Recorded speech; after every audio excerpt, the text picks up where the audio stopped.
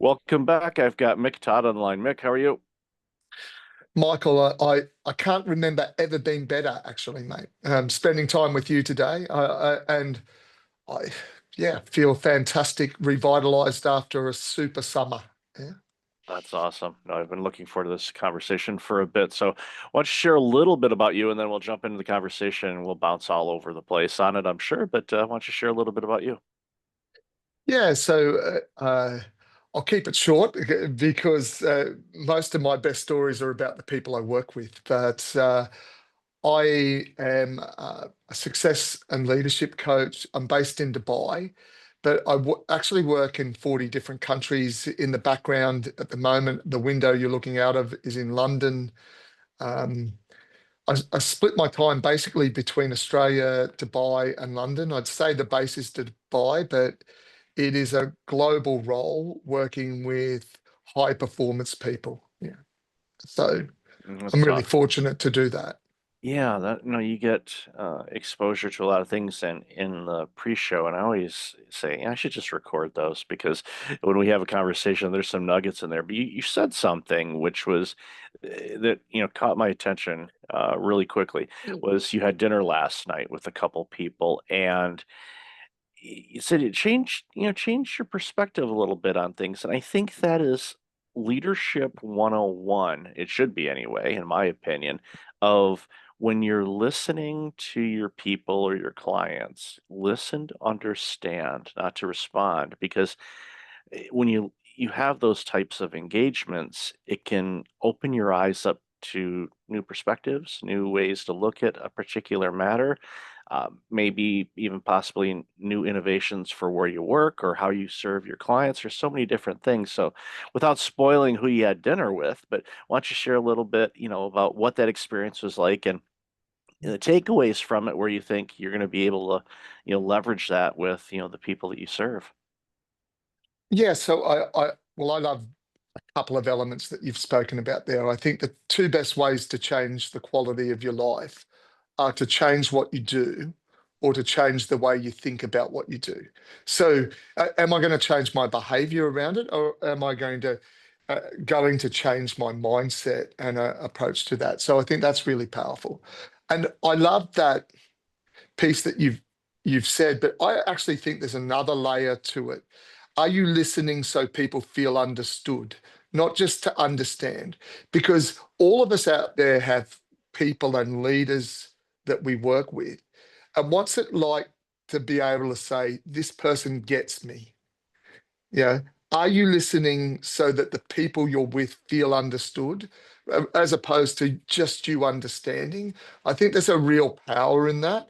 And we all know, and you'll be thinking about it now, Michael, who are the people that I just feel like they get me? I can show up as my authentic self. And if I'm the sort of leader that lets people show up as their authentic self and they feel understood, it's amazing what they'll do. I've actually got into the space at the moment with our team, mate, of asking them a question that this is just leading on.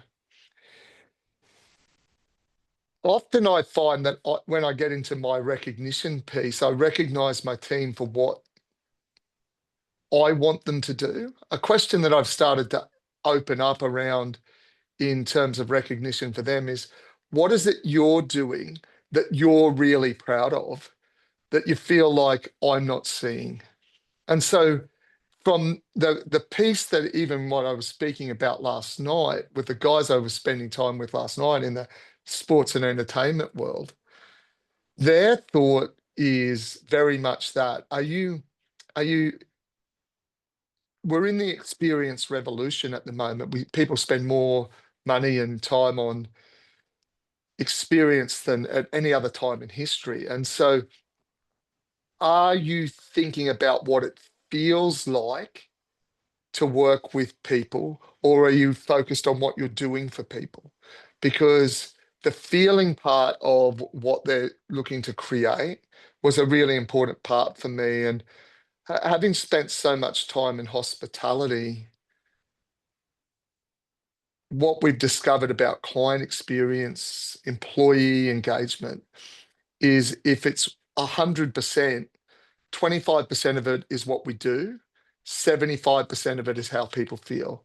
So what you've said really resonates with me. And I think getting the feeling right, as especially as leaders, is such an important thing. And we know a lot of people miss the mark on that. But the people that get it right, it's amazing what you will do for for the leaders who get the feeling right for you. Yeah. So we've covered a lot of ground even in that question, mate. Great question, by the way. Thank you very much. Yeah, as you were speaking, one of the things that came to mind to me as those experiences, is traveling. There's a particular hotel chain that I frequent more than others, just because of the experiences that I've had over 2 decades of traveling and doing work and anything else. And not that the other hotels and chains that I've stayed at aren't great. Majority of them are awesome, but the experiences that I get time and time again from a particular chain, makes me, when I'm booking a trip somewhere, I'm looking to see, okay, where is that brand located? Is it close to the speaking engagement? Does it happen to be at the same place? Awesome, that's even better. But typically not. So like, oh well, okay, looks like I'll be, using some type of transportation to get from my accommodations to the event that I'm attending or speaking at or whatever, or if it's client work, the same thing.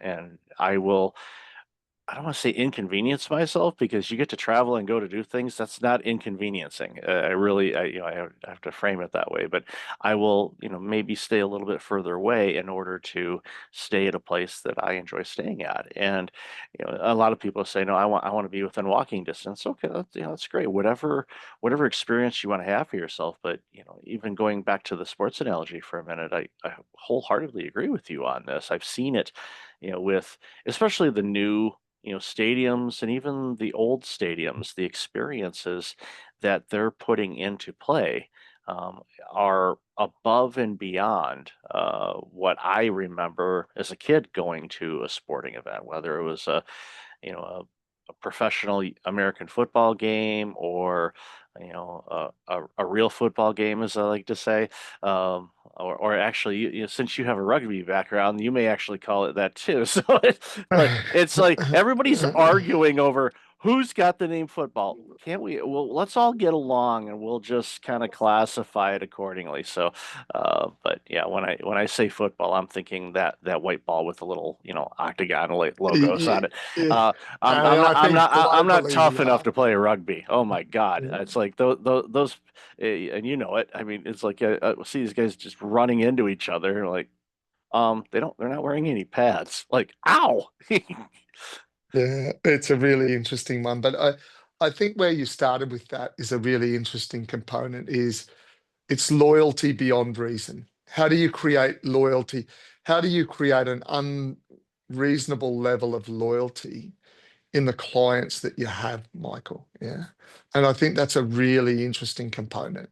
Do is will you inconvenience yourself just to stay somewhere where you know the level of service is in that place? And I think when organizations start to think about that and try and build that sort of loyalty beyond reason, and actually the people I was speaking with last night are actually would be considered the global leaders in um, stadia design around the world, and they've they've designed um,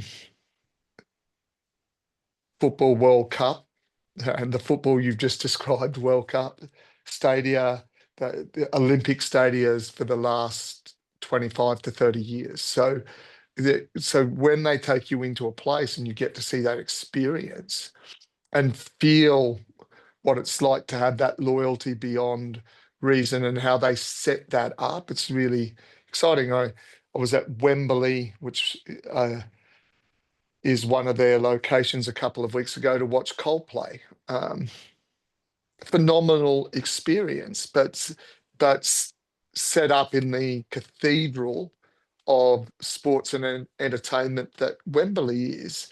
And then you've got a brilliant performer like Chris Martin and the team from Coldplay. You get an exceptional experience, and so all of a sudden you it's never about the cost. Then you're thinking about, this is something that money can't buy, and those sort of money can't buy moments are, yeah, they're really interesting experiences. They are, and as I continue to age, begrudgingly, but also happily, I'm like, okay, I'm still here. This is great. I'm a big fan of experiences, and go, it's like let's do that. That's something different. And my wife, thankfully, is the same way, where we'll do things and purchase things that are experience driven and not just okay, yeah, we need a new oven or a new refrigerator or dishwasher or something. Like, okay, great, well, let's find one that we enjoy using, if at all possible, that we don't despise opening up the door every day. But also, with the experiences, I think about that. It's because that's something that you carry with you. If you buy a product or a service or the latest smartphone, eventually in a few years you upgrade it, and I don't think about, oh, that iPhone 7. Oh my goodness, that was such a great phone. I miss that phone so much. I don't even think about it. That's probably the first time I've said iPhone 7 in probably years. But I love that phone. It was really good. Lasted me a while. But again, it even with the smartphones, and I don't want to go on that tangent, but a lot of people are saying it's like we've kind of hit a plateau to a certain extent with that technology, which means it's up to the innovators to come up with something different that recreates that experience of using technology or communication or ways to engage with others. And when you're working with clients, I think of people in a small group of leaders like yourself that recognize how critically important the experience is, because then eh, it's and I say this kind of touche in a way, or cliche, I should say, but it, it's not work. We're having too much fun. We're enjoying the moment. We, as leaders, are enjoying the experience as much or maybe even more than the clients are. And it's like we're playing, and we're just getting to be creative, and well, what about this? And we're just naturally curious. And it's such a wonderful gift when we can embrace that, because again, it just strengthens the experience and obviously the deliverables and what you're hoping to help the client achieve, to reach their dreams and goals and aspirations. But when you get to work in that environment, it I love the opportunity when I get to do that. And the show is a great example. I get to have amazing conversations with people all around this beautiful planet we have. And I grow from it. I write notes, even though I've got a note taker that does it digitally. I'm old school. I'm like, I'm going to write that down, because that scientific connection of writing something down and actually sticking in here occasionally is something that I embrace. So, love to hear your thoughts on that. Well, there's so many elements to that. So if you go back to where you started that conversation, as you get older, one of the things that I consistently say is, and not in a morbid way, but I love the fact I'm going to die because it makes me live. I don't expect the trend. There's a fairly solid trend going on out there. So life's about living and exposing yourself to experience all of the time. And I think if you know your model and you're opening up space, because if you constantly close down space and you find yourself back to back all the time, the only sort of thought you will have is linear, not lateral. So, how are you opening up space for you and the people around you to not just think sequentially or in a linear way, but in a lateral way where all of the disruptive thought comes from? Is so, have you got enough space to create factored factored into your time, which I think is a really important component. And then the last part, it is so true. This is our one and only life. It's not a practice run. And even if your belief is in reincarnation, you probably don't remember the last one anyway. So, with the way that you're living your life, are you looking to find the things that you're passionate about and spending your time in your passions? Now, and you'll know the people that are in that space because they are not talking to you about balance. They're talking to you about how integrated their life is. I typically find when people start to talk about work-life balance, which is a concept I don't even believe in, because I don't. Life isn't a balanced thing. Sometimes you've got to push the boat out somewhere, and sometimes you've got to bring the boat right back in. It's not. It's about finding integration. And I think when you're talking about the people that you've just spoken about, they never talk to you about balance. They just love so deeply what they're doing that it's more than work. It's a way of being, not it's not a doing thing. And if you look at the name of our business as to be, that was very specifically, it wasn't to do. We're not interested in doing life. We're interested in as Gilbert Anoka, the All Blacks mindset coach would say, yeah, know me, be me, stay me, grow me. So do you open up enough space so that you know who you are? And will that give you enough confidence to be who you are? When you're being who you are, you'll occasionally run into some resistance around that. Do you have the courage to stay who you are? And if you can, the growth will come on the back of that. So for me, I think in addressing all of the parts of your last question, I think is, you know, life is a finite resource. Don't treat it like it's infinite. Yeah. So are you happening to your week or is your week happening to you? And how do you make sure that you're happening to you? Uh, are you engaged in what you're passionate about? And if you're not, why not? And how do you change it? Yeah. So for me, those would be big things. Yeah. Yeah, I'm with you on the work-life balance thing. I like to say work-life harmony or integration. It's like you are one entity, and if you're not enjoying, what you're doing, in your vocation or in your personal life, then take a step back and ask yourself why. Find a trusted mentor if you don't already have one. Ask them. Hopefully, they will be um, brutally but lovingly honest with you. Or sometimes they might need to be brutal with you in order for you to click. I don't know. Everybody's a little different on how they react to things. But eh, as you said, this is time is one of those commodities that we don't get back. The 15 minutes ago is no longer here. It's gone forever. What did we learn from it? What did we do with it? Did we move our goals and dreams forward? Were we leaning into what we were doing? And that's what I see a lot with people that are struggling, they're fatigued, they're not, enjoying life at all.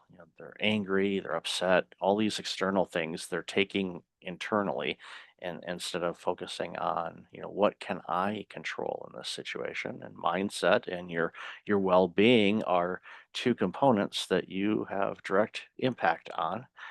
And I think the people that have a better understanding of that tend to navigate around whatever's going on in the world externally and continue on their path. Yeah, might have to adjust a little bit. It's like you're driving, all of a sudden there's a lane closure up ahead. Well, you change lanes. Okay. But then you get back in the lane that you're going. It's temporary, but in life there's always going to be those situations that will challenge you, but that's how we grow. And I think people that avoid challenges, unfortunately, they kind of stay where they are. And I look at that as very saddening and disappointing. Not that I'm upset with them because everybody's path is their own, but I think of, what is society losing when people aren't their absolute best? And that's what I want for everybody. I want them to be the best version of them, whatever that is to them. Not my definition for them. I don't want that. I'm not going to preach to somebody saying, you need to do this. No. As soon as I say you need to, their ears go, whoosh, and that's it. They're not going to hear me unless they ask me, what I think about something, and I can share with it. But again, it's ultimately their path, but I want them to find that, whatever makes them shine and resonate. Because when people are in that space, we as a society benefit from it. Yeah, agreed. I think a couple of the important pieces that you raised there around what does the best version of you look like, and how do you get there and stay there more consistently? And I always love the analogy of the orange. Do you know the orange analogy? What what what do you get when you squeeze an orange? Orange juice. And let Why? unless it's a lemon, and I will tell you after the show what that is. But Yeah, you get juice. and but you said it correctly, orange juice. And why? Because that's what's inside. So if when I squeeze you, and we get squeezed all the time, as you said, there might be a traffic and anger, frustration, and fear comes out. Don't blame the squeeze. It's got very little to do with the squeeze. It's got a lot to do with how well you are controlling your responses to when you get squeezed. Yeah, and we all get squeezed, and and I love it when I'm setting the criteria for success and the rules for any sort of workshop that I'm doing. I always talk about challenge because in coaching, I've done over 28,000 hours of coaching now. It's a body of work. Yeah. And typically, when I ask people, tell me about the best version of you, tell me about when you're at your best, when I'm challenged, when I'm stretched, all of those things. So, what I've come to recognize, Michael, is that challenge is a deeply respectful thing. If people aren't challenging you in some way, you've become irrelevant and people are working around you. You shouldn't steer away from being challenged. You should be really questioning yourself if people aren't challenging you because they probably aren't valuing you or seeing the value in you as deeply as you perhaps need to portray it. So for me, what happens when you get squeezed? If fear, frustration, anger, any form of scarcity comes out of you when the pressure comes on, that's got very little to do with what's happening to you. It's got a lot to do with how you're preparing yourself for life because life's always going to involve challenge. Yeah. And then I think the second part is, are you inviting people who care enough about you to challenge you into your life? Because if you don't have enough of them, then you, as you say, you're going to stay in a comfort zone where, and life will pass you by pretty quickly. And as we know, as you said already wisely today, time goes quickly. It really does. It's alarming how quickly time goes by, just like the last half hour. So, Mick, I've loved this conversation. Where can people find out more about you and all this amazing work you're doing?